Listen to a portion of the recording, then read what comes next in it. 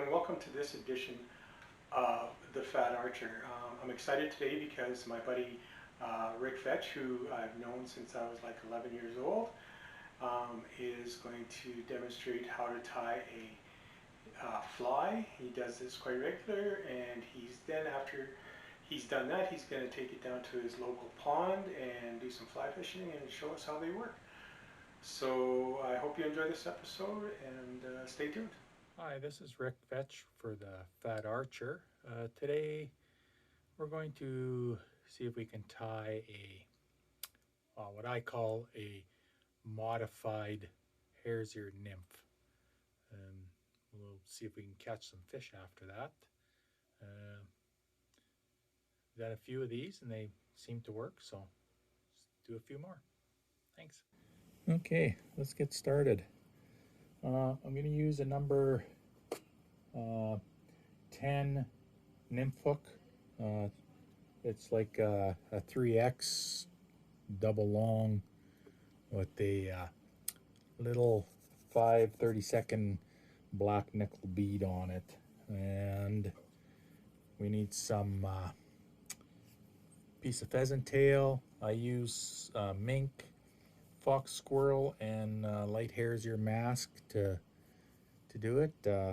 It's I call it a kind of a modified uh, hare's ear nymph because I don't think it really has a name, and I kind of designed it after a nymph, and I didn't like the fact that hare's ear nymphs have a whole bunch of they have a bunch of what do you call it, gold ribbing on it, and I don't find that it works bad, but I don't think it's as good as they say. So, and if you wanted to, for a little bit more weight, you could put some lead wire on it. Or black wire, whatever. You can use black thread too if you don't have brown. This is called rusty brown.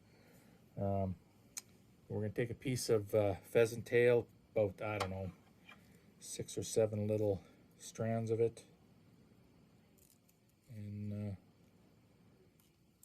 so here, just like that. We'll take you want about the length of the hook or so. Just kind of pinch it off there and then tie it in. That's for my tail. So we'll go like that. We'll tie it in. Then we're going to go bring this up a ways. Going to probably bring it up to, I don't know, there, so that'll work. Just you'll see why in a bit here. I'm going to use that kind of as a casing for the wing casing kind of thing. Now we're going to put some dubbing on it. That's where we use the it's like I mixed it together already, as you didn't have to watch that, but it's hare's ear, light hare's ear, mink, and fox squirrel, and we just need a little pinch of it, and we're gonna kind of wrap it around our line here, and because that's what we need to do to make it stay on there. Some people have a special tool for it. I don't. I just find this just as easy to do this.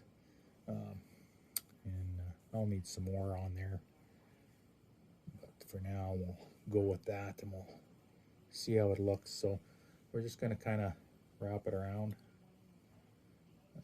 starting back there, and then work our way ahead, and it's coming off of there, so let's twist it back on. It's a little thick. I got a little bit thick on there, and I shouldn't have it that thick, so we'll make it work though. Come on. There we go. Yeah.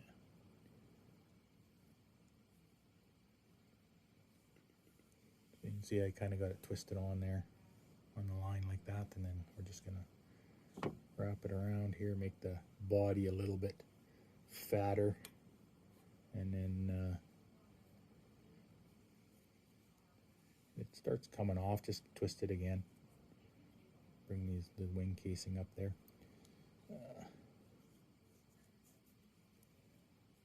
Get it up in front of that.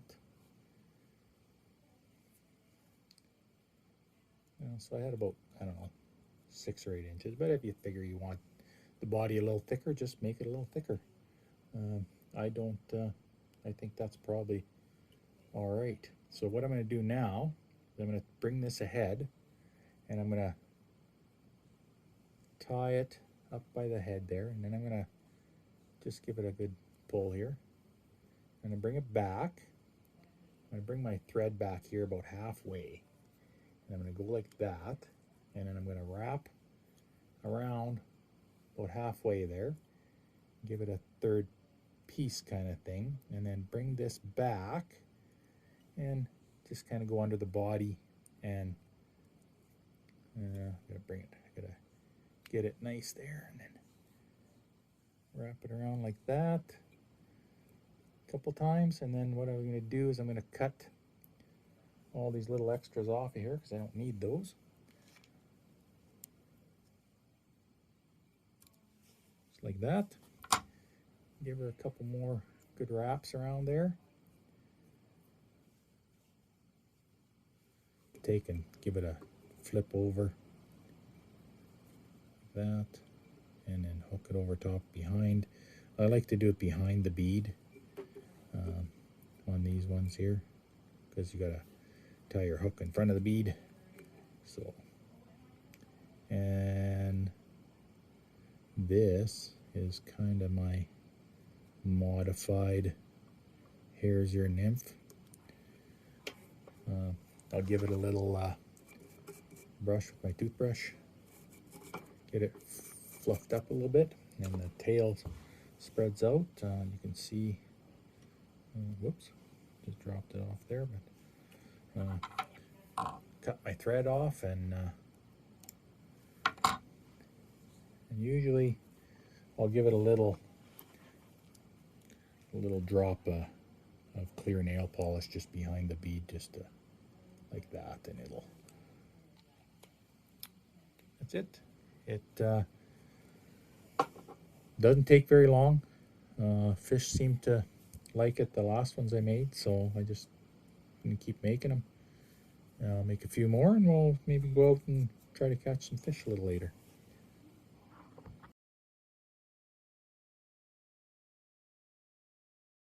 We're at the Blue Ridge Trout Pond. It's the White Ridge Trout Pond, Blue Ridge Recreation Area. You can see the sign behind me.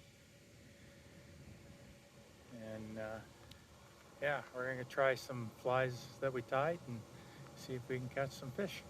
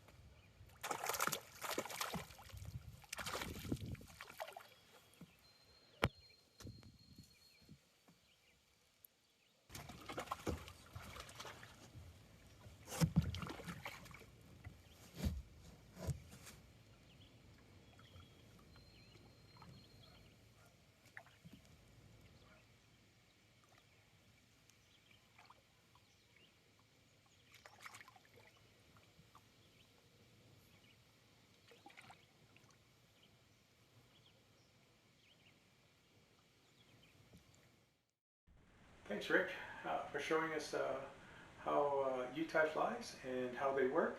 I really appreciate that, and I'm going to do this from time to time where I get my friends and family involved and showing us new things. Well, new to me, I fly fish, but I don't tie flies, so that was pretty cool.